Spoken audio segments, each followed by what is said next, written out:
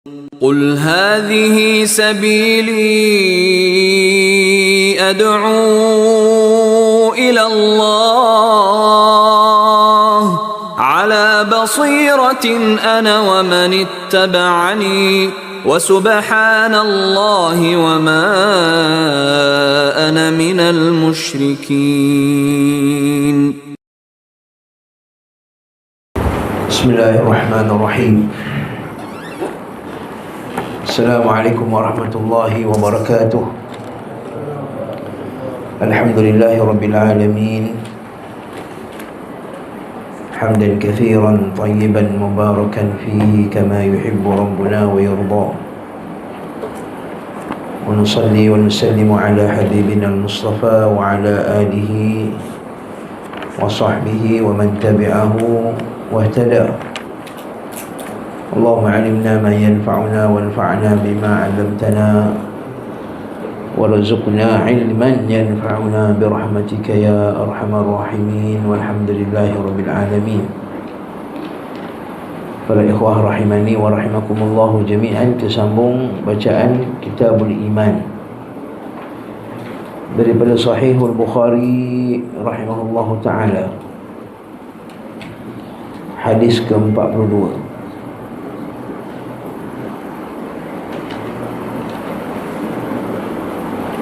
Betul tak? Hadis ke-42 kan?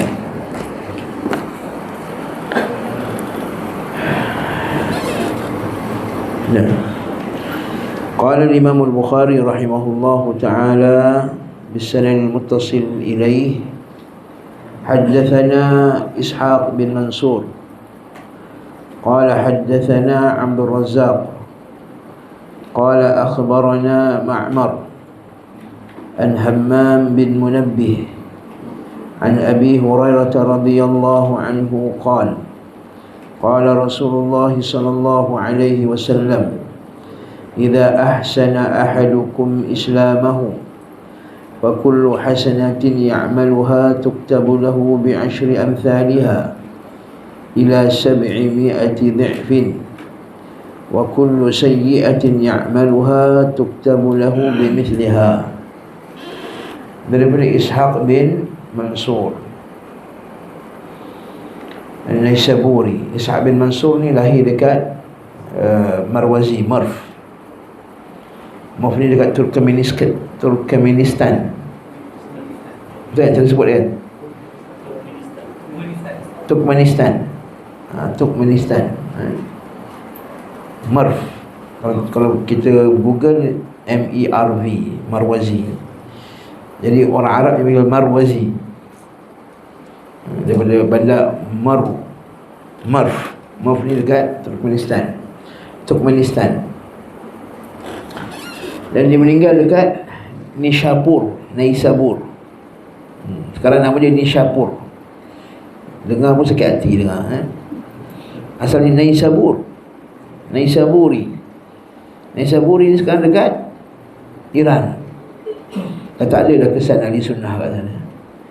Padahal dulu Naisabur adalah bandar ahli sunnah, bandar yang tersebar padanya hadis-hadis Nabi SAW. Dan Ishaq bin Mansur ni bukan calang-calang orang. Dia mendengar hadis daripada Waqi' al-Jarrah. Siapa Waqi'? Siapa kenal Waqi' siapa? Guru Imam Syafi'i rahimahullah. Yang Ahmad pun dia juga, tapi Imam Syafi'i lebih terkenal. Guru Imam Syafi'i rahimahullah, Waqi'. Kan? Beliau juga belajar daripada guru dia Sufyan bin Uyainah, daripada Yahya bin Sa'id Al-Qattan. Kan? Dan beliau juga mengaji daripada yang mengaji daripada beliau Ahmad bin Hanbal. Yang mengaji daripada beliau Ahmad bin Hanbal. Rawa anhu Abdullah Asuri, anak dia Abdullah bin Ahmad bin Hanbal, anak Ahmad bin Hanbal. Adapun dia mengaji daripada Ahmad bin Hanbal. Sebab itulah beliau ialah faqih dalam mazhab Hanbali, Ishaq bin Mansur. Ini barulah ahli fiqh yang salafi, kan? Dan beliau mengarang kitab fiqh yang diambil daripada Imam Ahmad bin Hanbal. Haddathana, qala haddathana maksudnya menghadiskan kepada kami, iaitu majlis tu majlis hadis. Al-Imam Al-Bukhari beliau tidak membezakan lafaz haddathana dengan akhbarana. Bagi Imam Al-Bukhari sama je, haddathana akhbarana an qala sami'tu. Tapi bagi Imam Muslim dan sebahagian ahli hadis yang lain, mereka memberikan perhatian tentang lafaz tersebut, dan mereka mengeluarkan satu kaedah.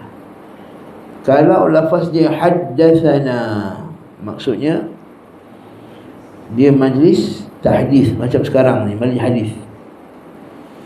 Dan haddathana ni tok guru dia yang baca hadis. Tok guru yang baca hadis itu sekarang lah. Siapa yang baca? Saya lah. Tuan-tuan dengar je, kan? Jadi kalau ikut ilmu sanad je, ilmu riwayat, tuan-tuan dapat sanad daripada saya. Dapat riwayat haddathana Abu Asma contohnya. Sebab apa? Sebab yang bacanya saya, dan yang dengar tu pula ramai. Dia bacalah haddathana. Katakan dalam majlis ni Syekh Muiz seorang je, yang semua tak datang, atau memang dia seorang yang dengar hadis daripada saya, dan saya pun sampaikan pada dia dan beliau dengar. Yang ni jadi haddathani, ke haddathana lah. Sebab seorang.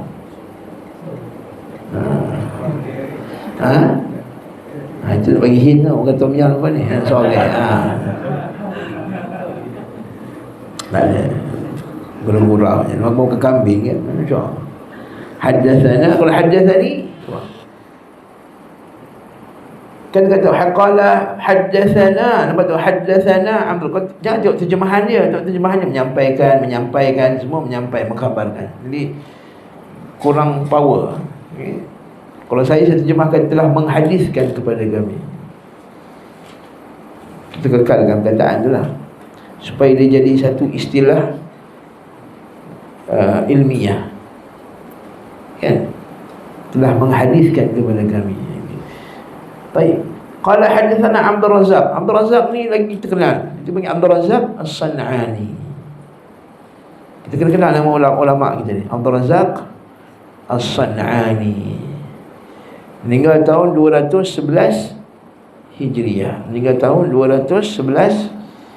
Tadi Ishaq bin Mansur meninggal 251 Hijriah.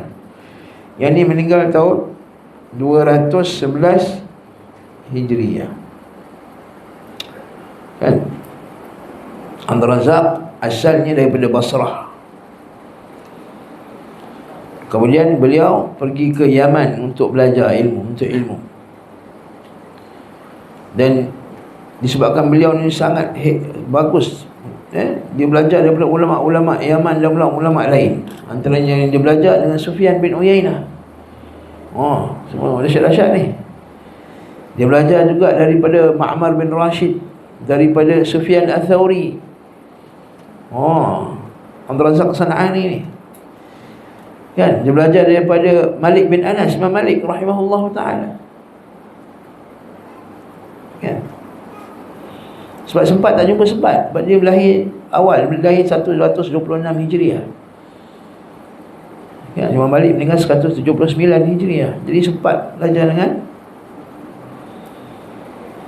dan umur dia panjang. Abdul Razzaq San'ani meninggal tahun 211, lahir 126. Berapa umur dia? 74 campur 11, 85 tahun umur dia, masya-Allah. Jadi sempat jumpa otai-otai hadis. Istilah-istilah dia lah.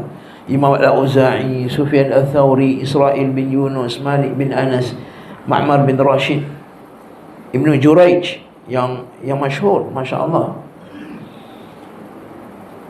Dan anak murid dia siapa? Anak murid dia Imam Syafi'i rahimahullah. Anak murid dia Imam Ahmad Anak murid dia Yahya bin Ma'in. Tiga yang paling jago sekali. Jago dalam hadis dan juga fiqh. Masya Allah. Abdul Razak San'ani. Sampai Imam Ahmad pernah jumpa beliau dekat Mekah. Jadi masa tu bila Mekah ni waktu apa, haji kan, bila haji atau umrah. Jadi bila haji atau umrah ni semua sibuk dengan ibadah apa semula. Jadi masa tu ramai yang nak ambil hadis daripada Abdul Razak ni. Masa Abdul Razak pergi haji, tapi ramai yang nak ambil hadis cari ijazah saja. Apa tu maksud ambil hadis cari ijazah? Ijazah ni cari, ni kitab ni, katakanlah ni kitab, entah salin hadis daripada mana, kan, daripada orang lain lah hadis tu. Dia kata, Syekh, ini hadis-hadis engkau ya Syekh, engkau ijazahkan tak hadis ni pada aku? Maka kita tengok pada entah ada macam tu, anak ijazahkan entah terangkan hadis. Ajaz tu laka, itu ijazatan. Itu ijazatan. Ijazah ni dapatlah sanad, tapi dari segi ilmu tak berapa sangat lah. Satu Imam Ahmad rahimahullah, dia kata, aku dah ada peluang lah jumpa Abdul Razak San'ani di Makkah, dan aku boleh riwayat hadis tu secara ijazatan, ijazah. Tetapi dia kata, aku tak nak mengubah niatku untuk menuntut ilmu. Akhirnya Imam Ahmad pergi ke Sana'a daripada Makkah, sebab nak mengaji dengan Abdul Razak San'ani. Dan kata Imam Ahmad, aku dulu pergi dengan aku bawa air. Mana tu, mana ada R&R tu kan, yahmiluna ma ala aktafihim. Nah, hadis itu sahih sebut, kata mereka membawa air di atas bahu mereka, berjalan kaki daripada Madinah sampai Mekah ke Sana'a. Kita bukan bawa air, datang dah ada air. Ada kambing lagi, ada mesin air pula banyak, kuih siap beliau ada kopi lagi, cuma tak ada je kan. Dulu ada juga kan, sekarang tak ada lah kan. Banyak songai kan gitu. Macam-macam. Tak ada ke air ke bakri kan. Seru nama bakri lagi kan. Allah musta'an. Nah, sebab itulah beliau ni sangat terkenal, dan beliau telah menyebarkan hadis di Yaman, sehingga akhirnya pernah sekali beliau cadang nak balik lah ke Basrah balik lah. Sekali orang Sana'a kata, kita jangan bagi Abdul Razak ni balik. Macam mana cara dia? Kita nikahkan dia dengan orang Sana'a. Kita nikahkan dia dengan orang Sana'a. Akhirnya memang dikahwinkan dengan orang Sana'a, dan akhirnya Abdul Razak San'ani ni tinggallah dekat Yaman, meninggal dekat Sana'a. Abdul Razak San'ani.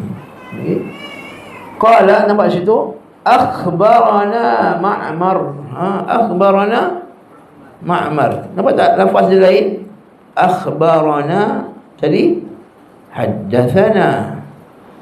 Apa beza haddathana dengan akhbarana? Okey, akhbarana pula anak murid yang baca depan guru. Anak muridnya baca depan guru. Contohnya macam kelas kita hari Isnin kan, yang baca Ustaz Dani kita. Dia qala al-muallif rahimahullahu ta'ala. Jadi kita pun baca. Katakanlah saya ada sanad Ibn Kathir kan, jadi bila kita sanad Ibn Kathir, jadi bila Dani baca, dia boleh kata akhbarani Abu Asma, walaupun sebenarnya akhbarani itu maksudnya mengkhabarkan, tapi sebenarnya Tok Guru tak cakap apa pun. Yang ni sah tak dalam ilmu? Dianggap tak meriwayatkan, walaupun sebenarnya anak murid dia yang baca. Tok Guru dia diam je. Tok Guru dia kalau kita ambil sanad tu setengah dengan syekh, kadang-kadang 1 jam tak dengar suara syekh pun, mula-mula je kan. Kita ambil sanad Bukhari, sanad Muslim, apa semua, masyayikh kita starting je, kadang-kadang dia ada juga situ. Kalau ambil secara online lagi, syekh-syekh tu ada ke online, kita pun buka je dengar.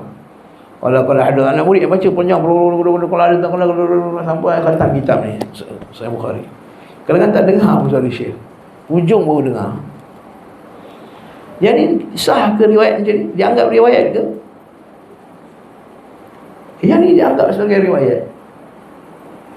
Nanti kita akan jumpa dalam kitab Al-Ilm Sahih Al-Bukhari, bab meriwayatkan dianggap sebagai riwayat apabila anak murid yang baca dia dengar daripada guru. Dan ada tak dalil bagi kisah ni? Ada tak dalil bagi kaedah ni? Ya, hadis Nabi SAW, hadis Dimam bin Tha'labah Bani Bakar bin Sa'ad. Satu hari Bani Bakar bin Sa'ad, satu kabilah yang bukan Islam masa tu, dihantar Dimam bin Tha'labah. Mereka ni orang Arab Badui ya. Dia kata dihantar Dimam bin Tha'labah kepada Nabi SAW. Untuk buat apa? Untuk tanya soalan.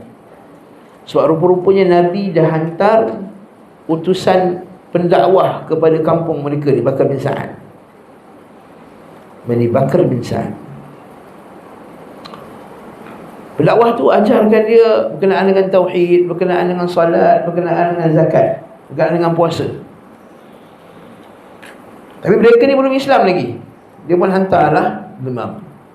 Masa tu Nabi tengah duduk-duduk dengan sahabat macam ni.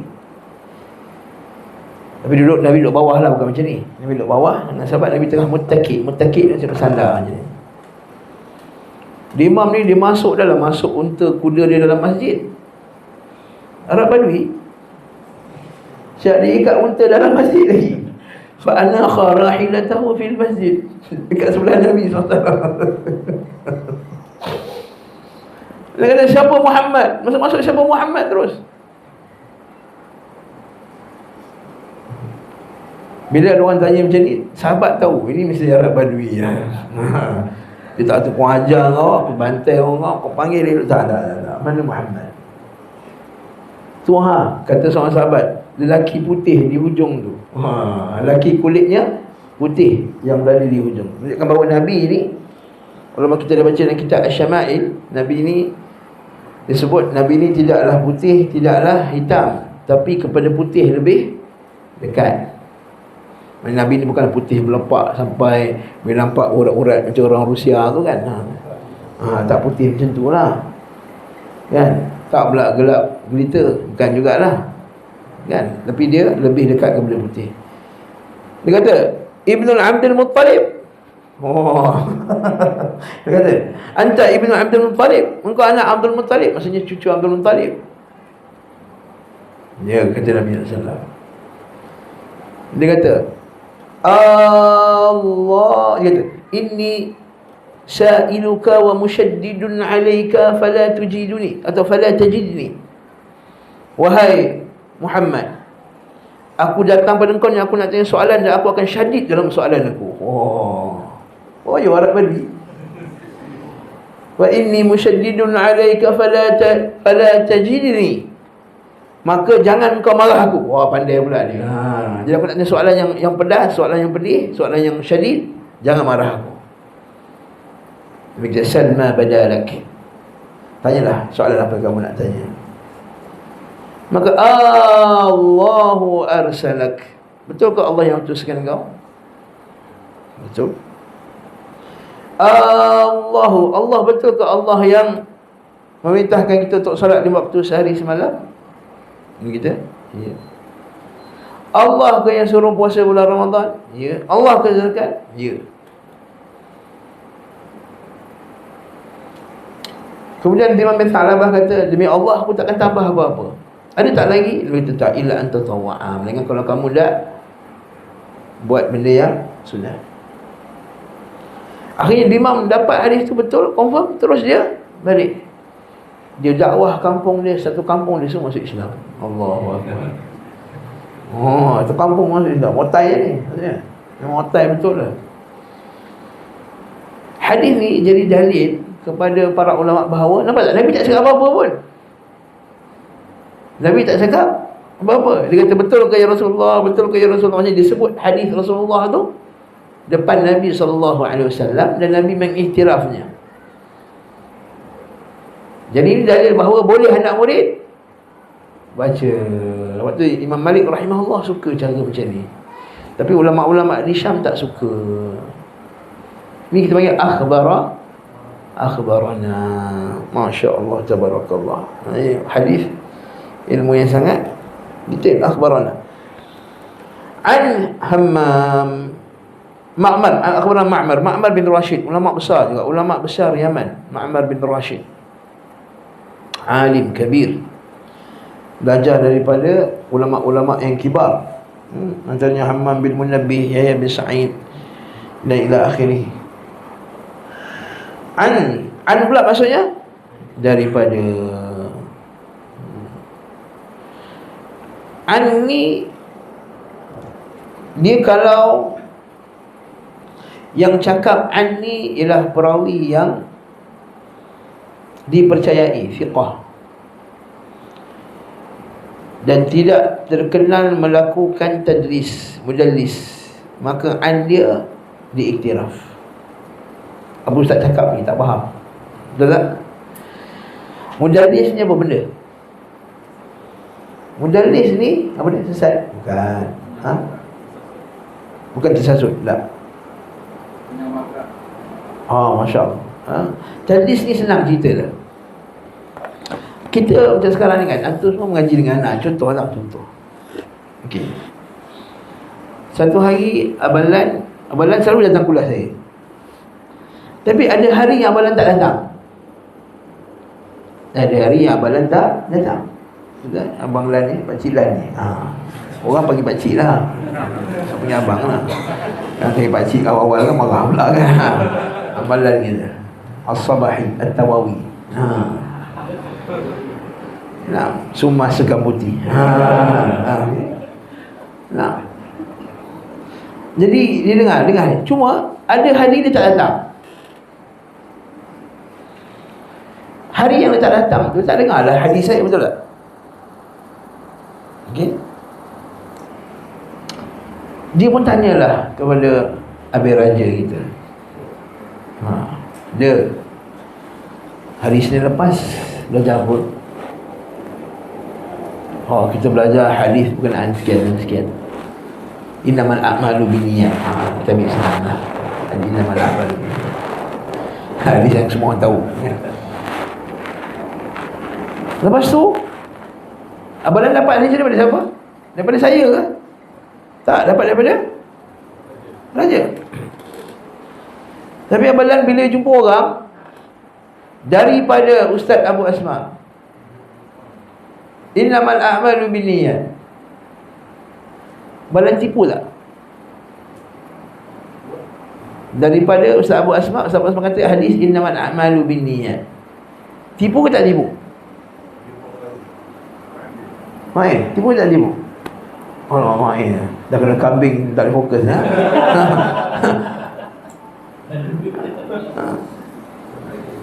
Faham tak kejadian ni?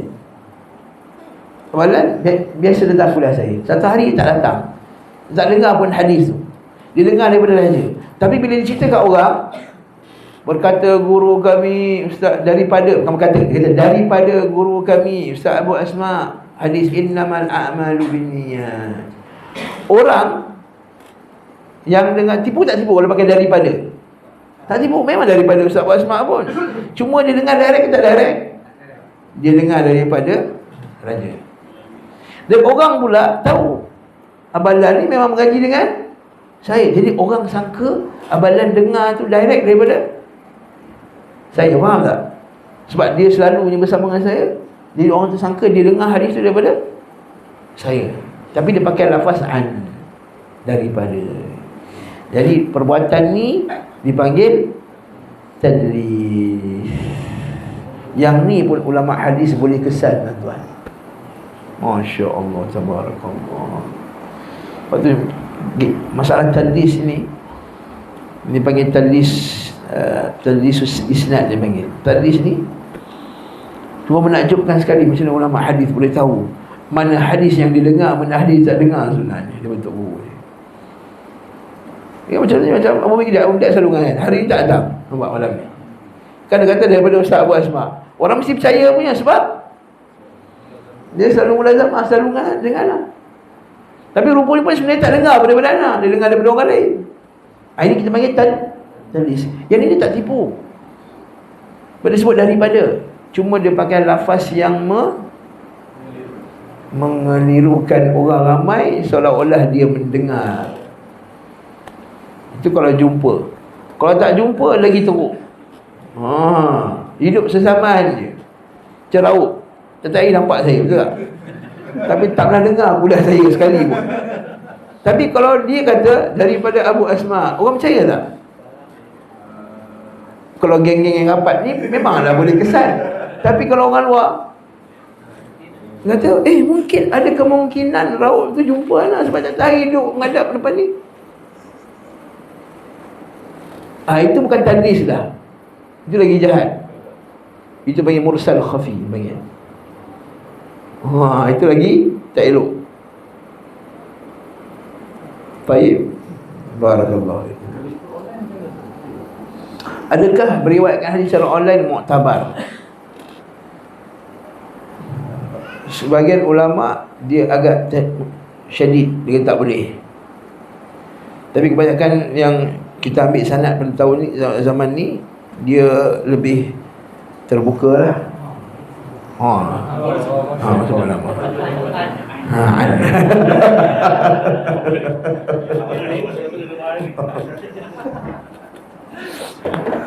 Baik, nampak tak? Faham tak? Jadi jadi lafaz an tu tengok. Kalau dia ni kaki tadlis, kena hati-hati. Kalau dia ni bukan kaki tadlis, okey. Contohnya kata macam ni. Kes ni Ma'mar bin Rashid an. Ma'mar bin Rashid an. Ma'mar bin Rashid an. Ma'mar bin Rashid fiqah, alim, tak terkenal padanya tadlis. Tak terkenal dia buat tadlis. Tapi ada setengah perawi dia suka buat tadlis. Contohnya Ibnu Juraij, contohnya. Jadi kena hati-hati dalam masalah ni. Kenapa tadlis ni bahaya? Sebab kalau lan tak cerita daripada rada, macam tak tahu rada ni okey ke tak okey riwayat dia. Ingat ke tak ingat? Lupa ke tak lupa? Bahaya tak? Bahaya. Tentang kaki goreng, sebab rada bukan kaki goreng lah, kan? Maknanya kalau cek-cek balik okey. Tapi kalau dia ada rupanya Zamihan yang dengar daripada anak, lan dengar daripada Zamihan. Sekarang dia kata daripada Abu Asma. Pelik sangat lah. Boleh tak jadi macam tu? Boleh jadi. Sebab tu berlaku zaman salaf dulu. Mereka buat tadlis. Sebab apa? Kadang-kadang diriwayatkan daripada katakanlah lan tak ada siapa yang dengar daripada ustaz. Melainkan katakanlah Ma'in. Jadi lan daripada Ma'in, daripada Abu Asma, tak syok betul sanad tu. Kalau lan daripada Ustaz Jani ke Ustaz Ammar ke, sedap sikit sanad tu. Daripada Ma'in, aduh, Ma'in ni kaki pukul ni kan. Jadi tu yang dia buat tadlis. Itu tujuan dia buat tadlis. Ataupun Ma'in riwayatkan daripada siapa, anak-anak kecil ni, daripada Muaz ke yang belakang. Takkanlah Abang Lan umur dah 50-an riwayat daripada budak umur 8 tahun. Kalau orang kata sanad ni tak cantik lah, dia pun skip sanad tu. Yang ni tadlis yang lagi teruk lah. Dia panggil tadlis syuyukh ila akhiri. Jadi ini para ulama' punya ketajaman dalam memerhatikan hadis Nabi SAW.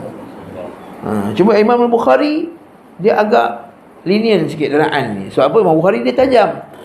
Sebab dia tahu siapa Muhammad yang tadlis, siapa yang tak tadlis.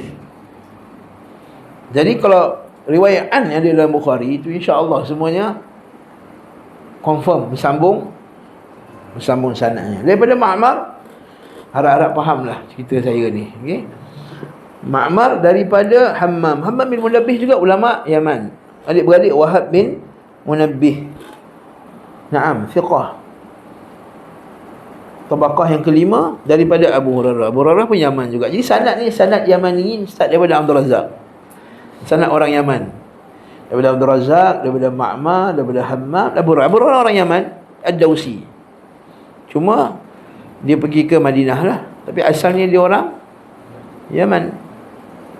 Abu Hurairah asalnya orang Yaman. Jadi dipanggil Isnadul Yamaniyin, sanad silsilatul al-Yamaniyin, sanadnya orang Yaman. Dan inilah keadaannya dahulu. Yaman tu menjadi pusat isnad hadis, sanad hadis. Okey. Tapi sekarang lepas Sana'a tu ditawan oleh Syiah, Houthi, tak ada lagi dah. Moga Allah Ta'ala kembalikanlah bandar Sana'a kepada ahli sunnah. Qala Rasulullah sallallahu alaihi wasallam, berkata Rasulullah sallallahu alaihi wasallam, "Idza ahsana ahadukum islamahu." Apabila salah seorang kamu memperelokkan keislamannya, maksud dia kafir kemudian dia masuk Islam, dia elokkan Islamnya. Elokkan Islam dia macam mana? Mentauhidkan Allah, melaksanakan perintah, taat pada Nabi sallallahu alaihi wasallam. Itu satu. Yang kedua, maksud dia masuk Islam dengan ikhlas. Fa ahsana islamahu. Okey? Maka apa jadi kat dia? Fa kullu hasanatin ya'maluha tuktabu lahu bi asyri amsalha. Maka setiap kebaikan yang dia amalkan akan digandakan, dituliskan baginya 10 kali ganda, hinggalah kepada ila 700 di'fin, sampailah ke 700 kali ganda.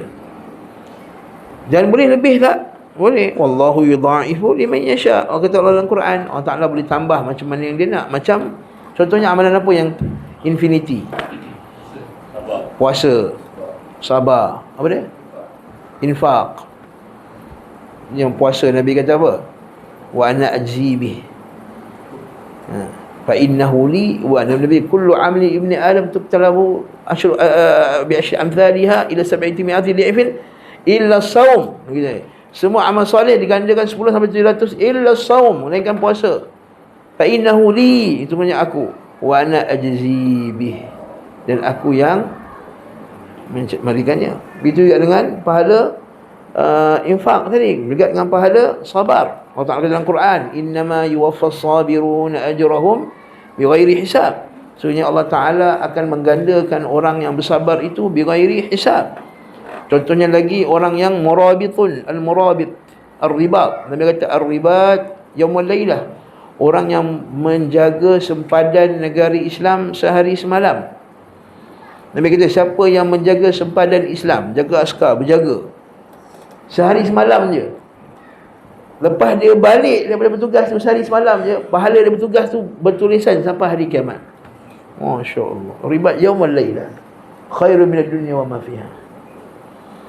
Dan Nabi kata siapa ambil wuduk, memperelokkan wuduknya, duduk di masjid, kemudian tunggu waktu salat, kemudian tunggu waktu salat seterusnya, Nabi kata fadzalikumur ribat, fadzalikumur ribat, itu juga macam ribat. Moga-moga kita dapat itulah, walaupun tak dapat jaga sempadan tu kan. Fadzalikumur ribat. Dan banyak lagi pahala-pahala lain yang besar ganjarannya, yang tak terhitung kebaikannya, yang tak terputus. Barakallahu fikum. Yang ni yang standard lah, 10 sampai 700 tu yang standard. Tapi yang banyak lagi yang boleh digandakan sampai 700 kali ganda. Wa kullu sayyi'atin ya'maluha, dan setiap amalan jahat yang dilakukan ditulis baginya setimpal dengannya. Fala yujza illa mithlaha, kata Al-Quran. Wa man jaa'a bi sayyi'ati fala yujza illa mithlaha. Maka dia tidak akan digandakan, mereka dapat satu juga.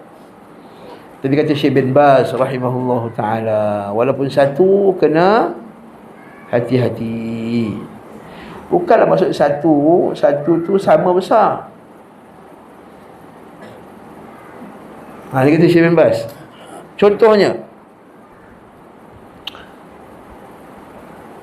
berzina dalam masjid dengan berzina luar masjid, dua-dua satu akan dapat satu dosa zina. Tapi dosa dalam masjid besar lagi tak? Jadi dia satu, tapi satu ni besar. Macam kita sekarang lah, saya satu, Mu'in satu, tapi kau timbang beza jauh. Satu, seorang. Tapi kau timbang, kita beza berat. Apatah lagi yang lain, kan? Timbang Mu'ah tu, Ziyad tu, cuba timbang dengan Abu Mikdad. Satu, tapi beza. Macam itulah kata Syekh bin Baz, walaupun satu, jangan kamu ingat satu, dia satu tu boleh jadi besar. Ini sebut juga oleh para masyayikh kita, Satu tu dia boleh jadi besar berdasarkan niat, berdasarkan tempat, berdasarkan masa, berdasarkan keburukan yang kesan daripadanya. Contoh, berdasarkan niat. Kan beza orang yang dia katakanlah dia puasa hari Isnin sebab hari Isnin, dengan dia puasa hari Isnin tu sebab jatuh pada 1 Muharram. Jadi lebih dahsyat lagi dosa orang yang niat dia buruk, niat dia bidah. Jadi besar beza. Kan niat dia tak dengki, niat dia tak nak bagi tahu sebab sekian-sekian. Tapi niat dia suatu lah dengki, tak nak bagi ilmu contohnya. Lagi besar dia punya dosa dia. Tempat tadi lah, di tanah haram tak sama di luar tanah haram. Kalau dia buat dosa, satu dosa di tanah haram pada bulan Ramadan, pada 9 Zulhijjah, pada bulan musim haji 9 Zulhijjah, pada waktu siangnya, lepas asar, Masya Allah. Kan? Itu cara. Ini waktu, tempat dan waktu. Beza. Tempat tanah haram lain, di luar tanah haram lain, dalam masjid lain, luar masjid lain. Waktu pula tadi tak waktu. Patutlah Allah Ta'ala kata dalam Quran ada apa dia? Ada bulan-bulan haram kan? Allah Ta'ala sebut inna iddata syuhur indallah 12 syahran fi kitabillah yauma khalaqas samawati wal ardi minha arba'atun hurum. Apa sambungan ayat dia Zaid? Fala tazlimu fihinna anfusakum. Maka jangan kamu menzalimi diri kamu dalam Ashhurul Hurum. Sebab Sebab dalam Ashhurul Hurum ni, bulan-bulan haram ni, buat dosa lagi besar daripada bulan-bulan lain. Barakallahu fikum. Jadi beza tempat, masa, cara. Kan contohnya, kita katakanlah kita jatuhkan maruah pula, kita ejek lah katalah. Ini untuk belajar-belajar sekalian. Bila kita ejek, kan, Yusuf ni, dia ejek Yusuf, kan. Yusuf pun batas semangat nak belajar. Anak belajar pada saat Rahman, dia pun keluar. Mak dia kata, kau ni asyik keluar sekolah ni, keluar sekolah sini. Kau masuk sekolah biasa je lah. Dah, daripada dia hafal Quran, dia tukar tak hafal Quran dah. Di sekolah biasa dia jumpa pula kawan-kawan yang ngepek-ngepek apa semua ni. Jadi teruk pangai dia. Nampak tak, daripada ucapan, satu ucapan tu tadi, kesan dia buruk tak? Oh, kesan dia buruk. Sebab itulah Nabi SAW kata, فَإِنَّ الرَّجُلَ يَتَكَلَّمُ بِكَلِمَةٍ وَاحِدَةٍ لَا يُلْقِي فِيهَا بَالًا تَهْوِي بِهِ فِي نَارِ جَهَنَّمَ 70 خَرِيفًا. Ada orang lelaki dia ucapkan satu ucapan yang dia tak pedulikan apa benda dia punya kesan buruk ucapan dia tu, sehingga kan akhirnya dibenamkan ke dalam neraka yang dalamnya 70 tahun sebab satu ucapan. Begitu juga dengan kata Abu Hurairah radhiyallahu anhu, bila seorang dia ucap, dia sumpah ya Allah Ta'ala takkan ampunkan dosa kawan ni. Ada orang disebut macam tu. Nabi kata laqad takallama bi kalimatin aw baqat dunyahu wa akhiratah. Sesungguhnya dia telah mengucapkan satu perkataan yang telah membinasakan dunia dan akhiratnya. Allahu akbar. Satu kalimah hanya dunia akhirat. Jadi hati-hati. Walaupun hadis dia kata satu je, buat dosa satu je, buat pahala 700 kali ganda, tapi kena ingat satu tu dia tak tahu dia punya kadar kemusnahan dia yang dia telah lakukan. Sama juga macam orang buat video pergi share, orang share akhirnya orang berzina. Ya Allah musta'an. Barakallahu fiik. Nah, teruskan hadis seterusnya. Babun ahabbud dini ila Allah azza wa jalla adwamuhu. Bab, kata Imam Bukhari, amalan agama yang paling dicintai oleh Allah ialah yang adwam. Adwam ni apa? Yang paling konsisten, yang paling adwam. Adakah adwam tu istiqamah? Okey. Istiqamah dengan konsisten ada sisi-sisi persamaan, tapi ada sisi yang tak sama. Kenapa tak sama? Sebab asal maksud istiqamah tu sendiri dah berbeza dengan ad-dawamuha. Sebab istiqamah tu maksudnya apa? Senantiasa melazimi jalan yang lurus. Itu istiqamah. Contoh dia dekat rumah dia istiqamah, dekat masjid dia istiqamah, pergi England pun macam dia pergi Mekah istiqamah dia. Pergi Langkawi pun macam ni kan. Dia istiqamah itu boleh istiqamah. Ni kalau dekat Mekah setengah jam dah sampai surau kan. Dekat London tak lah kan. Lagi 5 minit nak habis zuhur baru nak mayang. Dah bercuti. Mood bercuti je tak? Main dah gelap tu. Baru balik dah London. Kan? Lain. Bila jumpa geng-geng bekas sekolah dia dengan jumpa geng-geng ustaz lain pula. Gimana drama, masya-Allah, la haula wala quwwata billah, tabarakallah, semua keluar. Jumpa geng alumni sekolah tu, oi, sudah habau kau kan. Siuk lah kau, celaka. Kan? Dia jumpa geng-geng sekolah lama. Istiqamah tak tu? Tak istiqamah lah. Dekat sini jaga mata, masya-Allah, perempuan yang belakang ujung tersorok belakang sana. Naik LRT je nampak amoi suara belik dah. Dah tengok. Istiqamah tak? Tak istiqamah lah maksudnya. Walaupun mungkin dia konsisten datang kuliah. Kan, konsisten datang kuliah. Tapi kan, Instagram perempuan tengok juga. Tak istiqamah tu. Jadi boleh tak kata jadi istiqamah datang kuliah? Bagi saya tak. Bagi saya dia konsisten datang kuliah. Tapi dia boleh istiqamah lagi. Istiqamah ni melazimi jalan yang lurus, sentiasa jalan lurus. Berarti istiqamah ni satu benda yang susah.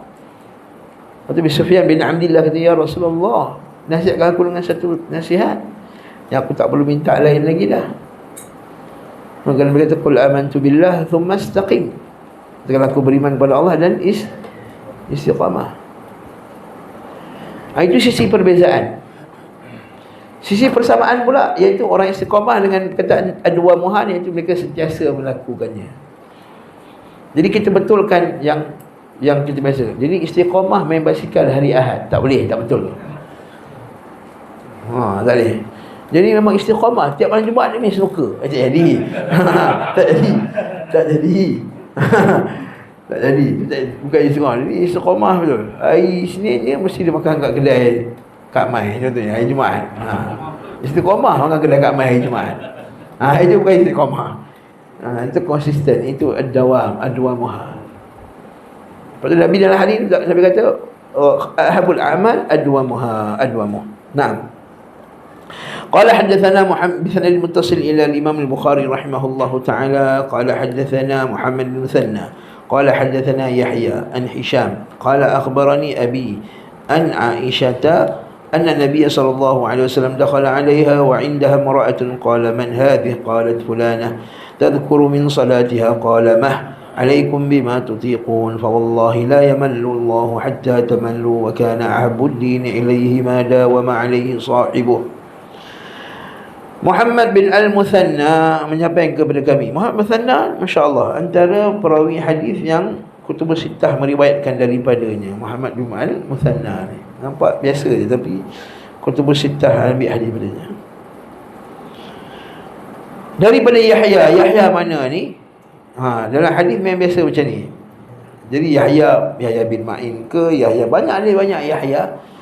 Tapi kalau kita baca Yahya pada awal sanad Imam Bukhari, tak lain tak bukan Yahya bin Sa'id Al-Qattan. Nama dia Yahya bin Sa'id Al-Qattan. Yahya bin Sa'id Al-Qattan ni lah gurunya para imam-imam besar juga. Hisham ni siapa? Hisham bin Urwah bin Zubair bin Al-Awwam. Cucu sahabat lah ni. Hisham bin Urwah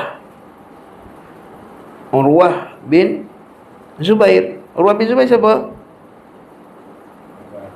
Tabi'in. Ayah dia Zubair. Zubair siapa ni? Zubair Al-Awwam. Maklum, Zubair Al-Awwam, sahabi Nabi SAW. Kan? Likulli ummatin hawari. Setiap umat ini ada hawarinya, dan hawari aku ialah Zubair Al-Awwam, Nabi SAW. Nampak? Zubair Al-Awwam ni kahwin dengan siapa? Kahwin dengan Asma binti Abi Bakrin. Lepas tu dapat anak Abdullah yang kena bunuh tu dengan Hajjaj tu. Abdullah bin Zubair, adik dia Urwah bin Zubair. Okay. Dan Urwah ni anak dia, Urwah bin Zubair memang hebat lah, sebab Urwah bin Zubair ni anak saudara Aisyah. Lepas tu orang selalu jealous dengan Urwah. Kata Urwah, dia kata, tak cilah kau mahramnya siapa? Aisyah radhiyallahu anha. Kau dia masuk rumah dia bila-bila ambil hadis daripada dia. Kata Urwah, dzalika fadlullah yu'tihi man yasha. Itulah kelebihan yang Allah Taala bagi siapa yang dia nak. Ni kau jangan jealous lah. Allah Taala bagi kat aku kelebihan ni. Memanglah nak Urwah bin Zubair. Anak ni Hisham bin Urwah, terkenal ahlul hadis daripada ayahnya Urwah bin Zubair an Aisyah. Nampak tak? An Aisyah radhiyallahu anha. Dia tak pelik. Dia boleh masuk je rumah Aisyah tanya hadis. Buat mahram ni makcik dia. Kan? Aisyah radhiyallahu anha maklum kesayangan Nabi SAW. Nabi SAW wafat di peha Aisyah radhiyallahu anha dengan hadis last sekali. Ya kan? Aisyah radhiyallahu anha masa tu dia tengah baring, lepas tu nampak Abdullah adik Aisyah datang tengah siwak. Maka Nabi pun pandang dia. Masa Nabi dah sakit kan, masa kan cakap pun tak cakap banyak lah. Maka Nabi pun kata, Aisyah, ya Rasulullah, nak siwak ke? Kan? Nabi janggut. Maka Nabi kata, baik sini Allah bagi kain siwak tu. Dia pun bersihkan kain siwak tu. Jangan salah faham, bukan ambil yang itu tanya kat Nabi, bukan. Dia potong lah. Kemudian Aisyah lembut kan bagi Nabi SAW. Nabi pun siwak. Kata Aisyah radhiyallahu anha, kemudian aku tegakkan badan Nabi belakang dia di dada aku. Lepas tu Nabi pun bersiwak. Kata Aisyah radhiyallahu anha, tak pernah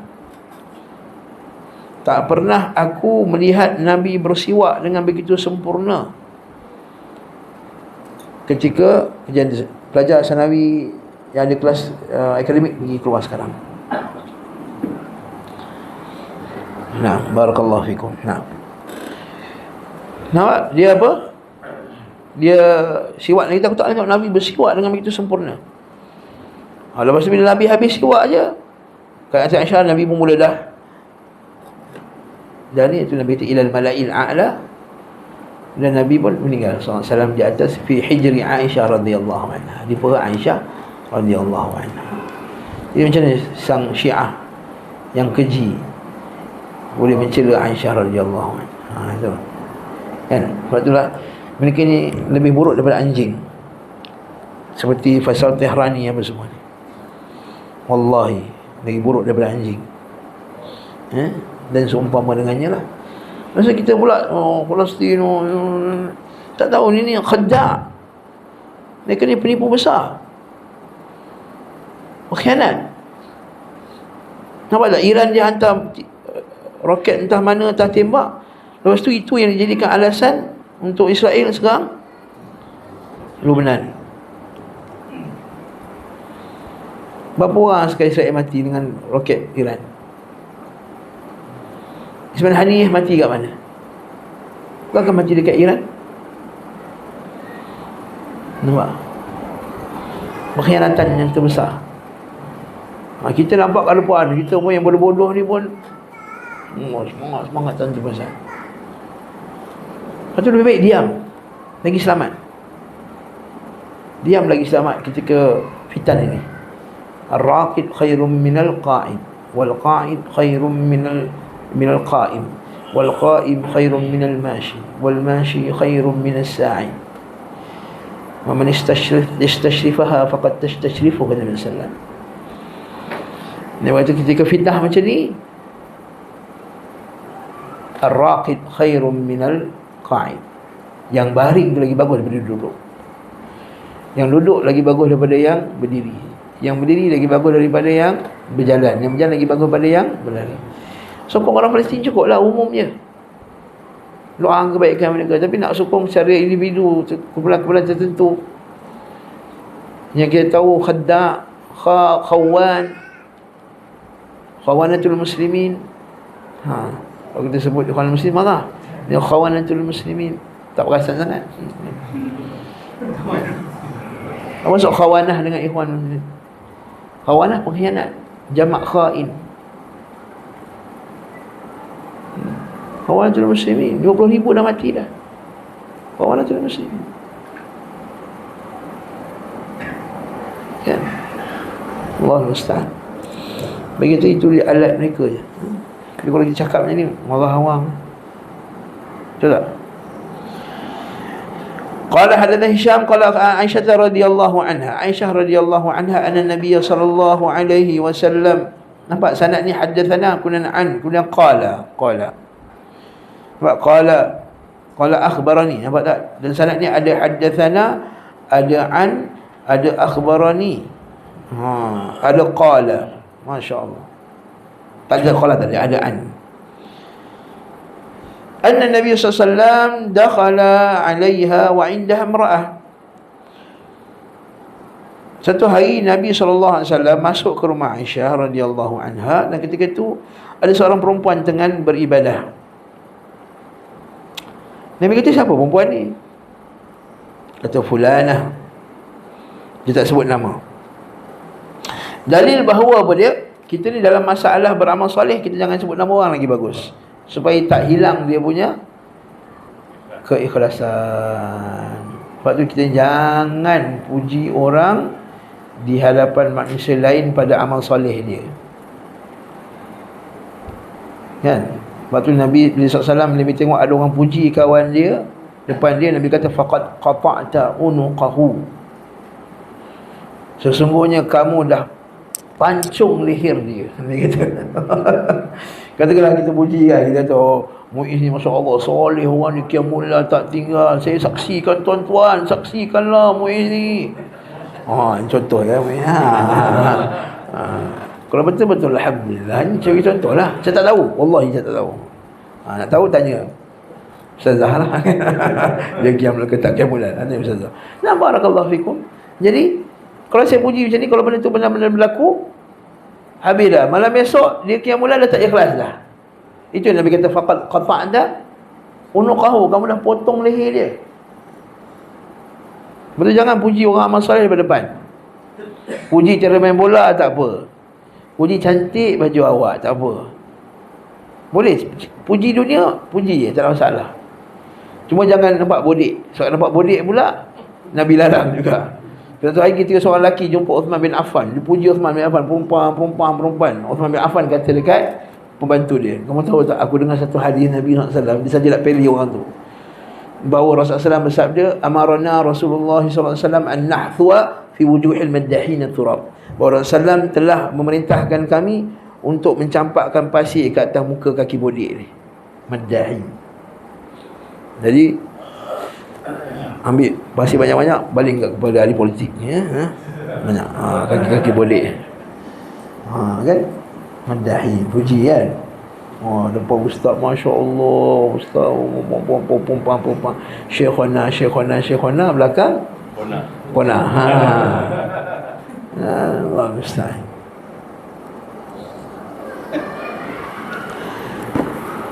Tadhkuru min salatiha, dia menyebut tentang kelebihan solatnya. Maksudnya dia ni kalau ibadat semua macam melampau lah. Tak tidur malam, solat sampai pagi. Itu maksudnya. Tentang solat, maksudnya dia buat ibadat tu berlebih. Sampai tak tidur malam. Sekali Nabi kata mah tu maksudnya jangan. Ini macam waihak tu lembut kan. Ni mah ni dengan baik jugalah. Jangan dengan ada yang baik. Mah. Lepas ni boleh praktik dah. Mah. Kan? Alaikum, ni mak Syam amalkan. Mah. Dia praktik. Alaikum bima tutiqun. Hendaklah kamu buat benda yang kamu mampu. Kan? Buat benda yang kamu mampu dalam beramal. Fa wallah, demi Allah, innallaha la yamal, sesungguhnya Allah Ta'ala tu tak bosan. Hatta yamallu, ataupun hatta tamallu, sehingga kamu bosan. Kemudian Nabi kata ni, maksudnya apa maksud bosan itu? Allah Ta'ala takkan stop untuk memberi kamu kebaikan sehingga kamu yang sini tak stop dia dapat kebaikan. Maksudnya apa? Maksudnya jangan kamu buat benda, akhirnya nanti kamu sendiri yang kalah, kamu akan jadi bosan sendiri. Maksudnya dalam Islam ni Nabi suruh kita ni ada waktu rehat, kan? Ista'inu, kan, birrauhah wal ghadwah wa syai'in minad duljah, kata Nabi sallam. Dia kata ambil sikit beribadat pada ghadwah, pada waktu pagi, war rauhah, pada waktu petang, kan, wa syai'in minad duljah, dan ambil waktu malam sikit untuk beribadah. Nabi tak suruh kita beribadah satu hari penuh solat je, tak. Sebab Nabi tahu kita ni akan jadi bosan. Lepas tu bila Ibn Mas'ud radhiyallahu anhu kata, ya Rasulullah, tambahkan kami, akthir alaina ya Rasulullah, tambahkan kami kuliah ya Rasulullah. Nabi kata jangan, nanti aku tengok kamu semua bosan.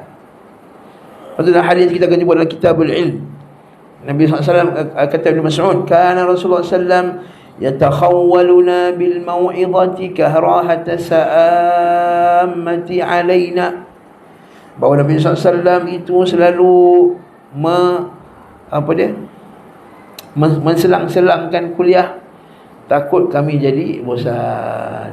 Sama Ustaz madrasah tak hari buat, okey, tu pelajar-pelajar tu tak hari jadual, pada pergi, itu lain, itu talibul ilm punya jadual. Ini untuk kuliah umum awam. Ini kita ada, dan pelajar kita pun bukanlah ada ke hari Sabtu Ahad rehat, betul tak? Nah. Jadi maksud yatakhawwaluna, maksudnya kadar yang menyebabkan dia tidak jadi bosan lah. Adakah mesti kena selang sehari? Tak semestinya. Tapi maksudnya ada waktu senggangnya rehat. Kata Syekh Sa'idi, bagusnya 3 hari 1 hari rehat, 3 hari 1 rehat, 3 hari 1 hari rehat. Kita buat kuliah macam tu. Sebagian para masyayikh kita nasihatkan seperti itu. Ala kulli hal, la yamal hatta yamal, wa kana ahabbu ad-din ilaihi, dan agama yang paling Allah Ta'ala suka ialah ma dawama alaihi sahibuhu, apa yang kita buat secara konsisten, secara berkekalan. Biarlah baca satu muka surah Al-Quran tiap-tiap hari lagi bagus daripada sehari baca 1 juzuk, tu tak baca langsung lagi 3 bulan, kan? Kan? Jangan macam tu. Jadi baca 1 hari setengah muka surat, 1 muka surat, hafal setengah ayat, 3 ayat, 1 ayat, murajaah Quran. Dan memang sebenarnya kalau kita buat macam tu, dia ni impact lagi kuat impact dia. Tak percaya, cuba malam ni Qiyamul baca Wallahu Ahad je. Tapi jangan tinggal. Baca Wallahu Ahad, stop, tidur balik. Paksa stop, tidur balik, tak apa. Tapi besok bangun, dia akan lagi efek daripada kita buat banyak-banyak tu besok. Mana aku dah buat banyak dah, okeylah malam ni sikit ya. Jangan. Jadi itu dia punya sunnah Nabi SAW dalam masalah ni. Sebab tu bila ada sahabat Nabi kata, ya Rasulullah, aku boleh khatam Quran. Nabi kata, khatamlah Quran dalam sekali sebulan. Dia kata, aku boleh lebih 20 hari. Dia kata, satu buatlah dalam masa 20 hari. Aku boleh buat lebih lagi ya Rasulullah, buat dalam 10 hari. Aku boleh lebih lagi ya Rasulullah, buat dalam 7 hari. Aku boleh buat lebih lagi ya Rasulullah, buat dalam 3 hari. Tapi jangan kurang daripada 3 hari. Juga dengan puasa. Nabi kata apa? Dia nak puasa sebulan penuh. Nabi kata jangan. Puasa Isnin, 3 hari sebulan. Kalau tak boleh 3 hari sebulan, Isnin Khamis. Tak boleh Isnin Khamis, puasa Nabi Daud. Dan tidak ada lebih daripada puasa Nabi Daud lagi lah. Kata Abdullah bin Umar, dia kata, aku menyesal tak ikut petunjuk Nabi. Kerana pada masa aku muda, aku semangat buat lebih. Bila aku semakin tua, aku tak larat dah. Maksudnya dia rasa bersalah sebab dia tak istiqamah, tak mudawamah ala amal salih. Dia rasa bersalah. Sebab apa? Sebab Nabi kata kita kena, para ulama salaf kata kita kena hari ni lebih baik pada semalam. Kata sebagai ulama salaf, kalau kamu dapati hari ni kamu lebih buruk daripada semalam, maka kamu binasalah hari ni. Maksudnya kalau hari ni tak ada tambah ilmu, tak ada tambah amal, tak ada tambah selawat, tak ada tambah apa, maksudnya kita buruk pada semalam. Lepas tu paling kurang kita ada ilmu, kita ada ajarkan ilmu, ada amal salih tambahan yang kita lebih. Jadi barakallahu fikum, hadis azim dalam masalah beramal secara konsisten. Apa pengajaran lain daripada hadis ni? Apa pengajaran lain daripada hadis ni, iaitu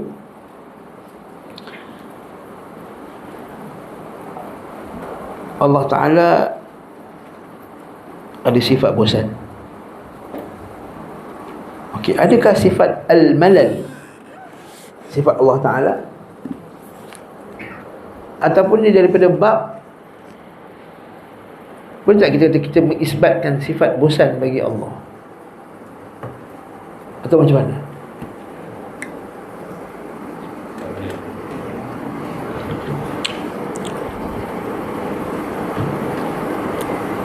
Boleh tak boleh? Kita nak syuk ilham kita.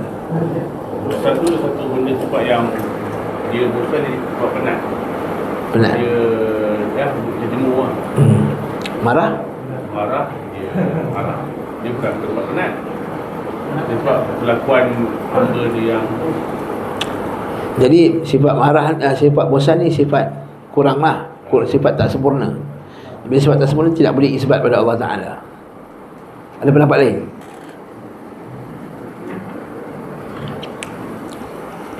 Macam mana? Yang ada isbat sifatil malal lillah. Sahih sabit dia terima sifat kesempurnaannya. Lagi? Ada pendapat lain? Kata Syekh Ibn Uthaymin rahimahullah ta'ala, kita tanya Ustaz Fikri. Isbat atau tidak sifat al-malal? Sifat muqabil. Ahsantu, barakallahu fik. Ini tanda dia mengaji al-wasitiyah. Dan kita al-wasitiyah dipanggil ada sifat al-muqabil, sifat yang kita kena sebutkan kerana nak menafikan, mengisbatkan lawannya, muqabil. Iaitu ada sifat, contohnya macam al-makru wal khida'. Contoh al-makr maksudnya apa? Membuat tipu daya. Kita isbat tak bagi Allah Ta'ala? Jadi kalau tipu daya itu bukan sifat tak sempurna ke? Kan Allah Ta'ala wa makaru wa makarallah. Orang politik semua tahu. Wa makaru wa makarallah. Siapa sebut dulu? Mak Komeng bukan India tu, siapa? Siapa nama dia tu? Bukan sampai Velo tak. Jadi pembangkang masa tu yang sebut ni. Siapa nama dia, tak ingat. Baca tu, wa makaru wa makarallah, wallahi yuhibbul makirin. Masya-Allah. Nak lawan mesti orang kerajaan lah kan. Wa makaru, mereka itu membuat tipu daya. Wa makarallah, sedangkan Allah membuat tipu daya lagi baik. Wallahu khairul makirin. Allah Ta'ala itu sebaik-baik yang membuat tipu daya. Membuat konspirasi, membuat perancangan. Tipu daya lah, perancangan. Jadi hadis ni kata kita mengisbatkan sifat tipu daya bagi Allah. Ya, kita jawapan ya, tapi muqabalah, maksudnya Allah Ta'ala akan buat sifat tipu daya tu kepada siapa yang buat tipu daya daripada Islam. Kononnya nak tipu Allah, Allah Ta'ala tipu dia balik. Adakah maksudnya Allah Ta'ala menipu? Ini ada satu debat berlaku dekat Hyde Park tu, kata, nampak dalam Quran kata ya God, menipu, kata. kali brother Hashim kata, banyak jadi bodoh sangat kata. Baca ayat tu betul. Wa makarallah, mereka telah buat tipu daya. Bukankah keupayaan kita untuk trik balik lawan kita itu menunjukkan sifat sempurna? Betul tak? Kita main cas, dia pandai trik kita trik dia balik. Apa? Kita kata, hebat dia ni. Dia buat strategi, kita buat strategi lagi hebat lagi. Maksudnya kita lagi sempurna. Jadi sifat macam ni, al-makru wal khadi'u wan nisyanu, lupa. Betul, ada dalam Quran. Nisyan maksudnya Allah Ta'ala meninggalkan. Nasullaha fanasiyahum. Mereka melupakan Allah, lalu Allah Ta'ala lupakan mereka, dia tinggalkan mereka. Jadi adakah sifat Allah yang meninggalkan? Okey, pertama kita tengok Allah Ta'ala meninggalkan siapa yang dia tinggalkan dia. Dia akan abaikan, maksudnya dia akan abaikan siapa abaikan dia. Dia akan tipu siapa yang tipu dia. Yukhadi'unallaha wa huwa khadi'uhum. Wa makaru wa makarallah la yamallu hatta tamal. Maksudnya lawan, kalau engkau bosan, aku bosan. Itu menunjukkan kesempurnaan, betul tak? Kalau engkau malas, aku malas layan kau. Kau tu dia malas, kita masih lagi nak layan dia. Tak apalah, kita kata apalah kau ni, Mamat tu dah macam ni, kau punya pekerja layan kau macam ni, kau layan dia lagi. Mesti orang kata kau ni bos tak guna. Betul tak? Betul tak? Buat pekerja kita tak buat kerja langsung, kita layan lagi, nak naikkan gaji lagi. Mesti orang kata apa punya gila bos ni, ini kasih bankrupt company. Betul tak? Contohnya lah, ya.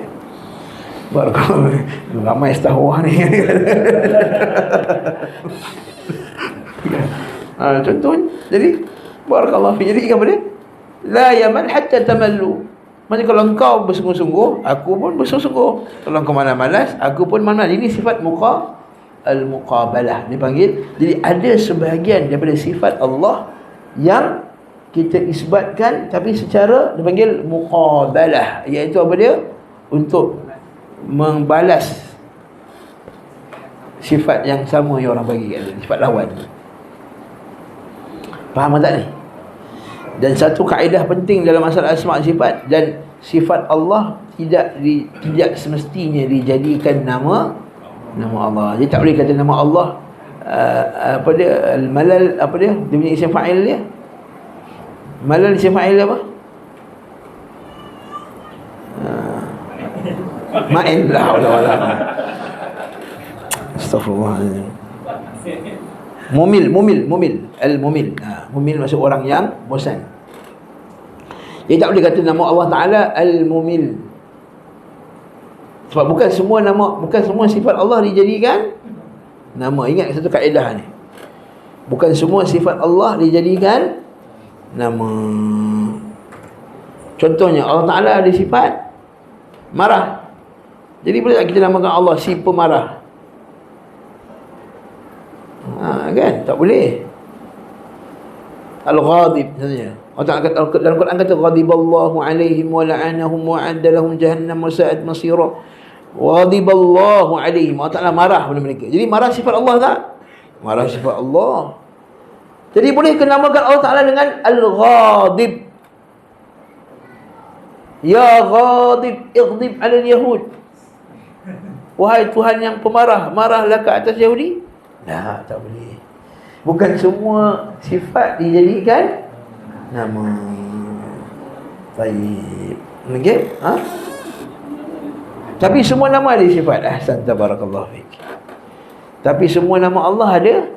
Ar-Rahman, Ar-Rahim, Al-Malik, Al-Qudus, As-Salamul Mu'min. Tapi bukan semua sifat dijadikan nama. Lepas tu kata para ulama, bab nama lebih sempit daripada bab sifat. Okey, bab sifat lagi luas daripada bab sifat lagi luas daripada bab perkhabaran. Itu kena belajar kitab lain lah, Al-Qawaidul Muthla pula. InsyaAllah lah, bila kita ada masa lain, kita belajar Qawaidul Muthla, InsyaAllah. Ada satu lagi sifat Allah yang boleh diisbatkan dalam hadis ni. Apa dia? Sila keluarkan. Tadi sifat bosan. Sifat apa? Ya qatal kiram.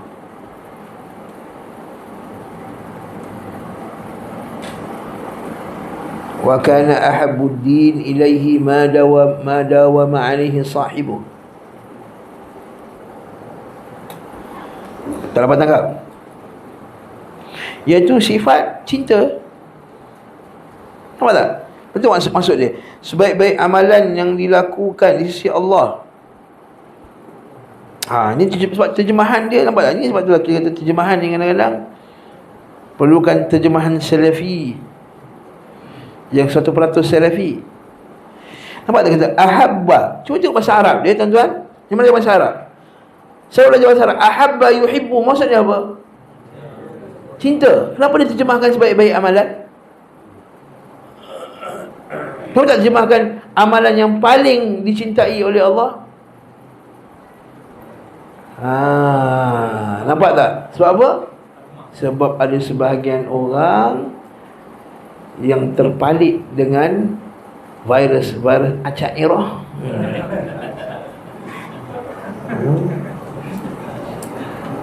Virus ahli kalam ni, dia tak suka nasnya macam ni. Nampak? Dia ubah sebaik-baik agama Islam. Dan ahabbu maksudnya apa? Paling dicintai oleh Allah Subhanahu Wa Taala. Maksudnya nak isbat sifat apa ni? Allah Taala ada sifat mahabbah, cinta. Ahli sunnah isbat sifat mahabbah lillah secara hakiki, yang tak sama dengan makhluknya. Tanpa, dah belajar dah sebelum ni dalam kelas manhaj, tanpa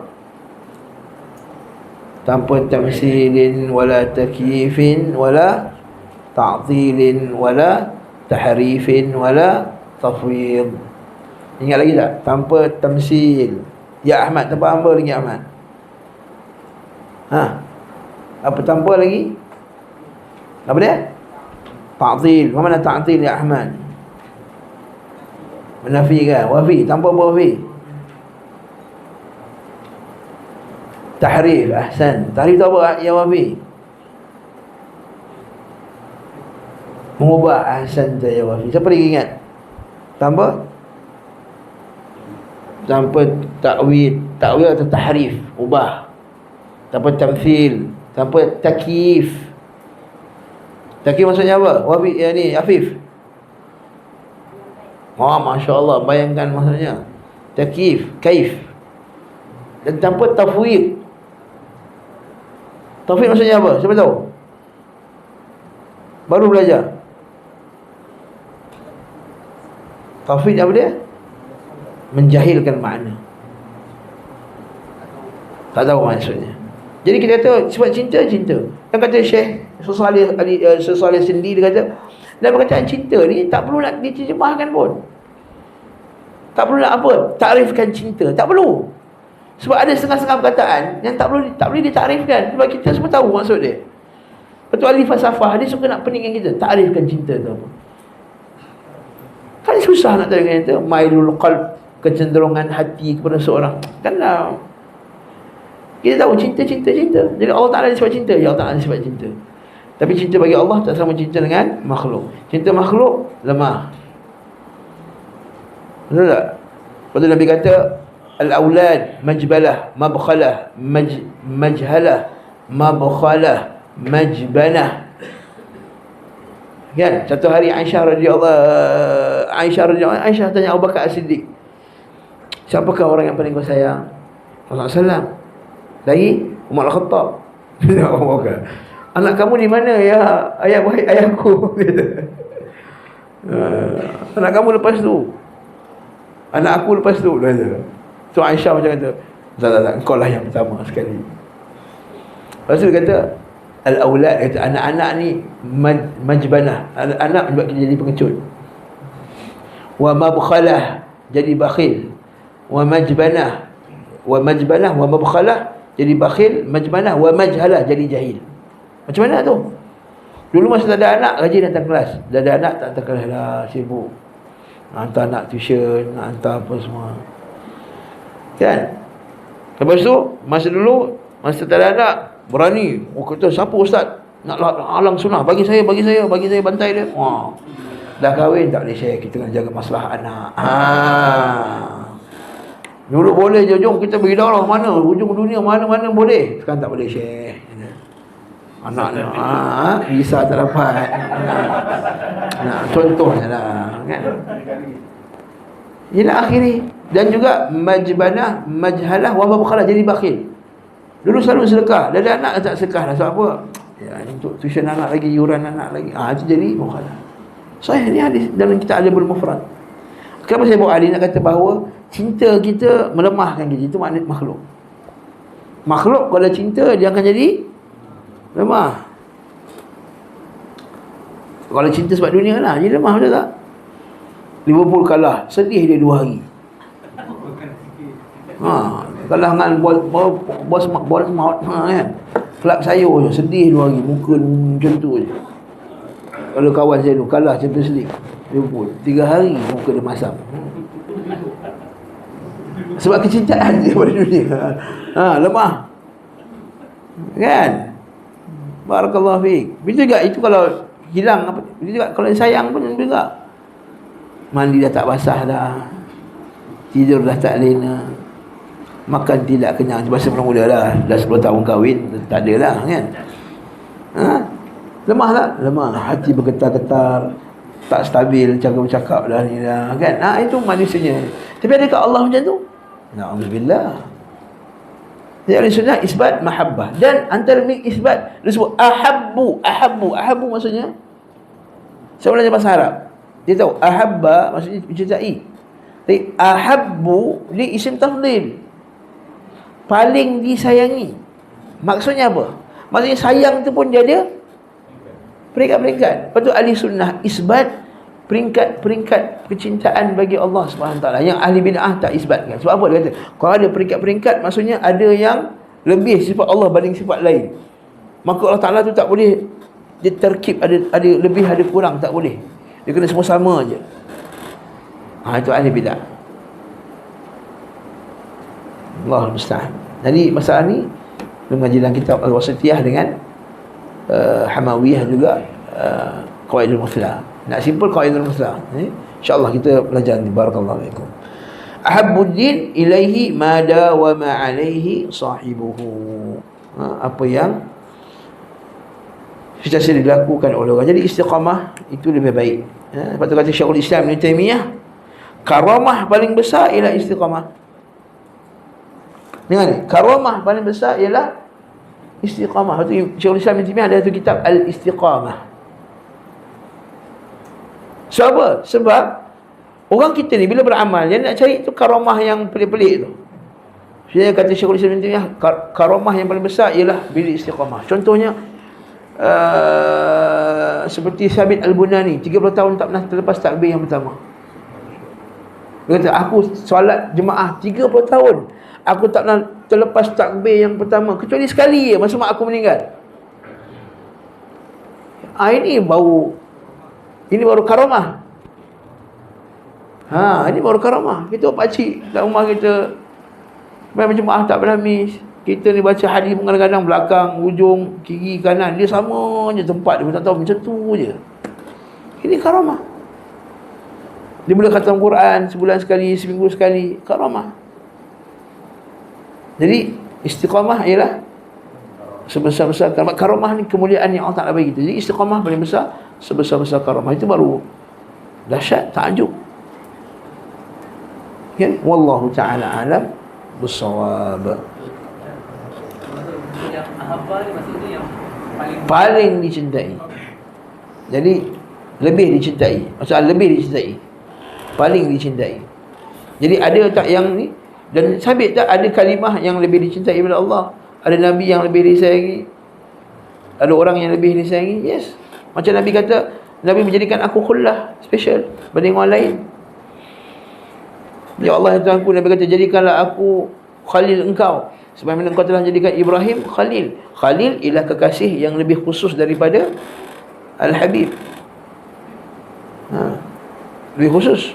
Betul Nabi kata khalil, special. Dia bukannya kekasih biasa. Wallahu a'lam bishawab. Dalam hadis yang sebelum tadi, dia kata yang apabila seseorang mempelajari Islam itu bukan merujuk pada orang yang sebenarnya kafir, dia mempelajari akidahnya. Yes. Oleh Kan termasuk juga kalau orang tu dia punya ahli maksiat, kemudian dia mempertimbangkan ibadah ni. Semestinya illal ladzina tabu min ba'di dzalika wa aslahu. Nampak? Illal ladzina tabu min ba'di dzalik. Mereka orang yang bertaubat sebelumnya wa aslahu. Maksudnya dia islahkan diri dia. Mula islah, baiki diri dia. Lepas tu taubat tak cukup dengan sekadar taubat je. Bila taubat, lepas tu dia akan islah diri dia. Nak tanda dia taubat sebenarnya, dia akan islah dirinya. Bila taubat bukan sekadar dia pakai, mula-mula dia menyanyi, dia stop menyanyi pakai tudung, lepas tu menyanyi dengan pakai tudung. Itu bukan taubat. Itu tukar baju je, tukar genre lagu je. Dulu R&B, sekarang nasyid, tu je beza dia. Dia tukar genre lagu dia dengan dia pakai hijab. Haram dia tak haram. Nak betul taubat wa aslahu. Dan ayat lain pula wa bayyanu. Bayanu apa dia? Dia jelaskan pula, apa aku buat tu dosa, salah dulu, jangan ikut korang. Fa ulaika atubu alaihim wa ana tawwabur rahim. Orang macam ni aku akan ampunkan dia. Okey, jadi aslah.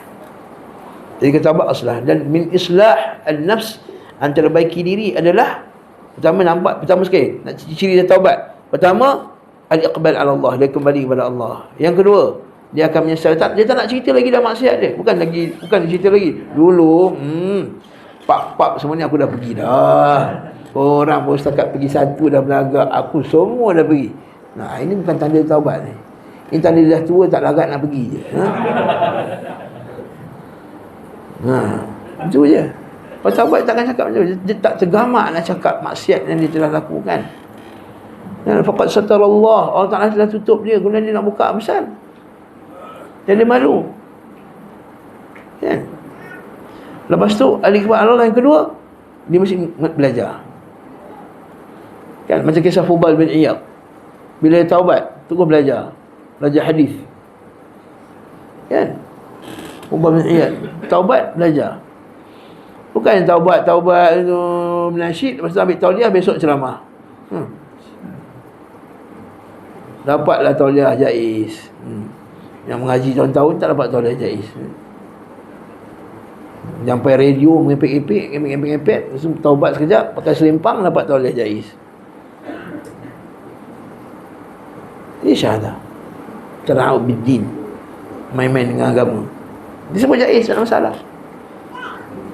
Tak ada rasa malu, segan. Memang itu perangai mereka. Soalannya soalan imtihan. Soalannya soalan tauliah. Soalannya apa? Soalan nak uji dia ni Wahabi atau tak Wahabi je. Apa pendapat anda tentang tahlil? Apa pendapat anda tentang kunut? Apa pendapat anda tentang talqin? Siapakah dua imam ahli sunnah yang terbesar? Tanya semua ustaz yang ambil tauliah. Bukan tanya apakah 5 kaedah usul fiqh yang paling utama. Al-qawaid al-fiqhiyah al-kubra. Sebut pembahagian hadis dhaif. Sebutkan dalil-dalil bahawa sekian dan sekian. Tak ada. Nampak tak? Ikhwan sekalian, macam mana orang mempermainkan agama ni kepada pecinta-pecinta RUU ni. Ini agama yang anda nak bawa. Allahul musta'an. Allahul musta'an. Jadi wa aslahu. Tadi yang kedua tu Tadlis dengan lam. Tadlis. Dallasa yudallisu. Tadlisan, bahawa mudallis. Nah. Dia al-iqbal ala Allah, dia belajar, lepas dia belajar dia amal. Kan? Lepas dia amal dia sebarkan. Lepas tu kalau dia taubat, dia berkaitan dengan dia pernah sesat dengan orang lain, dia wa bayyanu tadi tu. Dijelaskan pula. Kan? Macam Abu Hasan Al-Asy'ari, kan? Dia buka, dia kena jelaskan pada orang bid'ah yang dia buat dulu. Kesatan yang dia buat, lepas tu tengok orang yang masuk Islam macam mana. Akhirnya kalau dia padri, dia masuk Islam, lepas tu dia pula jelas kebatilan agama-agama yang dia anut sebelum ni. Dia pula dakwah. Ini hakikatul Islam. Seperti Abdullah bin Salam. Abdullah bin Salam sahabat Nabi, asalnya Yahudi, masuk Islam, dibongkar dengan kesesatan Yahudi. Kan, Adi bin Hatim At-Ta'i, asalnya Yahudi. Dia bongkarkan kesesatan Yahudi. Ka'ab al-Ahbar asalnya Kristian. Dia cerita pasal macam mana Kristian tu sesat. Ila akhirih. Itu maksudnya wabayanu, dijelaskan. Faulaika atubuna. Orang macam ni baru Allah Ta'ala terima taubat dia. Naam. Wallahu a'lam bissawab. Kita masuk kitab manhaj pula.